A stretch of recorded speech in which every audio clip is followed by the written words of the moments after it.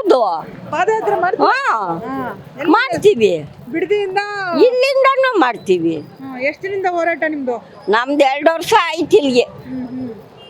2 ವರ್ಷದಿಂದ ಯಾರು ಸರ್ಕಾರ ಯಾವಿದ್ರೋರು ಬಂದು ನಮ್ಮನ್ನು ಕೇಳಲಿಲ್ಲ. ನಾವು ಕೊಡಲ್ಲ ಭೂಮಿನ. ಆರಾಮಾಗಿ ಕೊಟ್ಬಿಟ್ಟು ಅವ್ರು ಹಣ ಕೊಡ್ತಾರೆ ಅಂತ ಕೊಟ್ಬಿಟ್ಟು ಈ ಮುಂದೆ ಬರೋ ಪೀಡೆಗೆ ಏನು ಮಾಡಬೇಕು? ಅವಾಗ ಏನು ಮಡಗವ್ರೆ ಅಂತ ಕೇಳ್ತಾರೆ. ಅವಾಗ ಏನು ಉತ್ತರ ಕೊಡಬೇಕು? ಹಸುನೆಲ್ಲಿ ಕಳಿಸ್ಬೇಕು? ಹಾಕಿರೋ ಬೆಳೆ ಏನು ಮಾಡಬೇಕು? ನಾವು ಕಷ್ಟ ಬಿದ್ದು ಇಟ್ಟಿಲ್ದೆ ನೀರಿಲ್ದೆ ಅವಾಗ ಸಾಕಿ ಸಲ್ವಿ ಬೆಳೆ ಕಿತ್ತು ಭೂಮಿ ಮಾಡಿ ಸ್ವಂತ ಮಾಡಿದ್ದೀವಿ. ಒಂದಲ್ಲ ಅಂತ 2 ಬೋರ್ ಹಾಕ್ತಿದ್ದೀವಿ. ತೆಂಗಿನ ಸಸಿ ಕಟ್ತೀವಿ, ರಾಗಿ ಬೆಳಿತೀವಿ, ಜೋಳ ಬೆಳಿತೀವಿ. ದನಗಳಿಗೆ ಬೇಕು, ನಮ್ಮ ಜೀವನಕ್ಕೆ ಬೇಕು. ಈಗ ಯಾವುದೂ ಇಲ್ಲದೆ ಕೊಟ್ಬಿಟ್ಟು ನಾವೇನು ಅವ್ರ ಹತ್ರ ಹೋಗಿ ಭಿಕ್ಷಾ ಬೇಡ. ಭಿಕ್ಷೆ ಅಲ್ಲ, ಅವ್ರ ಕೆಲಸ ಕೊಡ್ತಾರಂತೆಲ್ಲ. ಏನು ಅವ್ರು ಕೆಲಸ ಕೊಡ್ತಾರೆ? ಬಾತ್ರೂಮ್ ತೊಳೆಯೋ ಕೆಲಸ, ಬಾತ್ರೂಮ್ ತೊಳೆಯೋ ಕೆಲಸ ಕೊಡ್ತಾರೆ.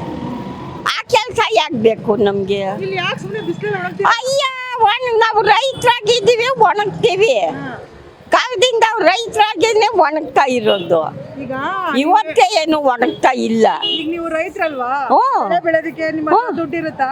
ತಗೊಂತೀರಾ, ಬೆಳಿತೀರಾ? ಯಾಕೆ ಸಾಲ ತಗೊಂಡ್ರೆ ರೇಷ್ಮೆ ಬೆಳೀತಾರೆ, ಇರ್ತದೆ, ಸಂಪಾದನೆ ಮಾಡ್ತೀವಿ, ಹಾಲು ಉತ್ಪಾದನೆ ಆಯ್ತದೆ. ಕೆಲವೊಬ್ರು ರೈತರು ಸಾಲ ಮಾಡ್ಕೊಂತಾರೆ.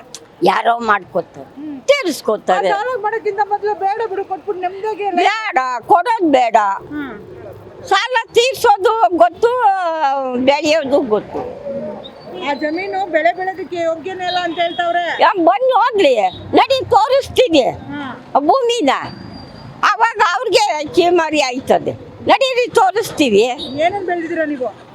ಜೋಳ, ರಾಗಿ, ತೆಂಗಿನ ಸಸಿ ಎಲ್ಲ ಹಾಕಿದ್ದೀವಿ. ಹುಲ್ಲು ಹಾಕಿದ್ದೀವಿ, ಹಸುಗಳಿಗೆ ಹಾಲು ಕರಿತೀವಿ, ಹಾಕ್ತಾರೆ. ಎಷ್ಟು ಎಕರೆ ಇದೆ ನಿಮ್ದು? 2 ಎಕರೆ. 2 ಎಕರೆ ಇಷ್ಟೊಂದು ಬೆಳೆದಿದ್ದೀರಾ? ಏನು ಅದು ಫಲವತ್ತಾಗಿದೆಯಾ? ಮೋರಿ ನೀರಿಂದ ಬೆಳಿತೀರಾ ತಾನೇ? ಬೋರ್ ನೀರಿಂದ ಬೆಳೀತಾ ಇದ್ದೀರಾ? ಎಲ್ಲ ಹೇಳ್ತಾವ್ರೆ ಮೋರಿ ನೀರಿಂದ ಬೆಳೀತಾ ಇದ್ದಾರಂತ. ಅವರೇ ಇದ್ರೊಳಗೆ ಬೆಳೀತಾವ್ರೆ, ನಮ್ದು ಬೋರು. ಅಲ್ಲ, ಬೋರು ಅಲ್ಲ, ಇದು ಮೋರಿ ನೀರು ಇವತ್ತೇನಾ ಆಗಿರೋದು? ಕಾಲದಿಂದ ಆಗಿರಲ್ವಾ? ಇನ್ನೊಂದು ಹೇಳ್ಬಿಡ್ತೀನಿ ಮೇಡಮ್, ಅದೇ ನಾವು ಪೇಪರ್ ತಿಂತೀವೋ ದುಡ್ಡು ತಿಂತೀವೋ, ಅವನು 10 ಕೋಟಿ ಕೊಟ್ರು ಅನ್ನನೇ ತಿನ್ನುತ್ತಾನೆ. ಎಲ್ಲ ಅನ್ನನೇ ತಿನ್ನುತ್ತಾನೆ. ಅನ್ನ ತಿಂದು ಜೀವನ ಮಾಡ್ತೀವಿ. ಅವನು ದುಡ್ಡು ಕೊಟ್ಟರೆ ಏನಾಯ್ತು ನಮಗೆ? ನಾವು ರೈತರೇನೆ ಅಷ್ಟೇ ಮೇಡಮ್. ಸರ್ಕಾರಕ್ಕೆ ಬಿಸಿ ಮುಟ್ಟಿಸ್ತಾ ಇದ್ದೀವಿ. ಯಾವುದೇ ಕಾರಣಕ್ಕೂ ಕೂಡ ಇಲ್ಲಿ ಇದು ಸಿಗುತ್ತೆ, ಏನೋ ಪರಿಹಾರ ಸಿಗುತ್ತೆ ಅನ್ನೋದು ನಮಗಂತೂ ಗ್ಯಾರಂಟಿ ಇಲ್ಲ. ಯಾಕೆಂದ್ರೆ DK ಶಿವಕುಮಾರ್ ಅವ್ರಿಗೆ ಒಂದು ದಪ್ಪವಾದ ಚರ್ಮ ಇದೆ. ಆ ಚರ್ಮ ಕರೆಸಕ್ಕೆ ಆಗ್ತಾ ಇಲ್ಲ ನಮಗೆ. 500 ದಿನದಿಂದ ರೈತರುಗಳು ಹೋರಾಟ ಮಾಡ್ತಾ ಇದ್ದೀವಿ. 500 ದಿನ ಹೋರಾಟ ಮಾಡ್ತಾ ಇದ್ದೀವಿ. ಯಾವುದೇ ಕಾರಣಕ್ಕೂ ಕೂಡ ಬರದೆ, ಯಾವುದು ಕೇಳಿದಿರ ನಮ್ಮ ರೈತರ ಕಷ್ಟಗಳನ್ನ ಅಹವಾಲು ಸ್ವೀಕರಿಸಿರ ಇವ್ರ ಪಾಡಿ ಇವ್ರು ಇದ್ದಾರೆ. ಎಷ್ಟು ದಿನ ಹೋರಾಟ ಮಾಡಬೇಕು? ಪರ್ಕೆ ಸೇವೆ ಮಾಡೋದು, ಏನು ಒನಕೆ ಸೇವೆ ಮಾಡ್ಬೇಕಷ್ಟೇ ಬಾಕಿ ಇರೋದು. ಅದನ್ನ ಯಾವುದು ಕೂಡ ಬರಲಿಲ್ಲ, ಏನು ಮಾಡಿಲ್ಲ.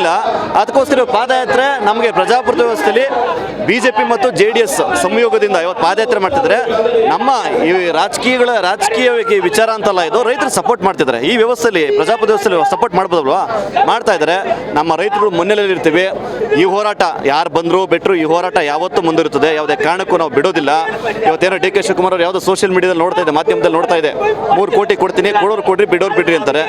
ಯಾವ ಒಂದು ಜಿಲ್ಲೆಗೆ ದಂಡಾಧಿಕಾರಿಯಾದಂಥ ಜಿಲ್ಲಾಧಿಕಾರಿಯಿಂದ ಯಾವುದೇ ಕಾರಣಕ್ಕೂ ಒಂದು ಲೆಟರ್ ಬಂದಿಲ್ಲ, ಒಂದು ವಿಚಾರ ಬಂದಿಲ್ಲ, ನನಗೆ ಇಷ್ಟು ದುಡ್ಡು ಕೊಡ್ತಾ ಇದ್ದೀನಿ ಅಂತ ಅಂದ್ಬಿಟ್ಟು. ಅದಕ್ಕೆ ನಾವೇನು ಮಾಡೋದು, ಮೊನ್ನೆ ಒಂದು 3-4 ದಿನಗಳ ಹಿಂದೆ ಸ್ಟೇ ತಂದಿದ್ದೀವಿ.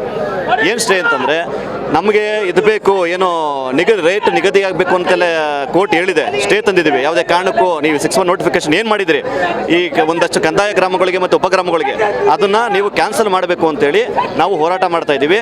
ಯಾವುದೇ ಕಾರಣಕ್ಕೂ ಕೂಡ ಈ ಹೋರಾಟ, ಈ ಪಾದಯಾತ್ರೆ ಅಂತಲ್ಲ, ಈ ಪಾದಯಾತ್ರೆ ಆದಮೇಲೂ ಕೂಡ ಯಾವುದೇ ಕಾರಣಕ್ಕೂ ಈ ಹೋರಾಟ ನಾವು ನಿಲ್ಲಿಸೋದಿಲ್ಲ.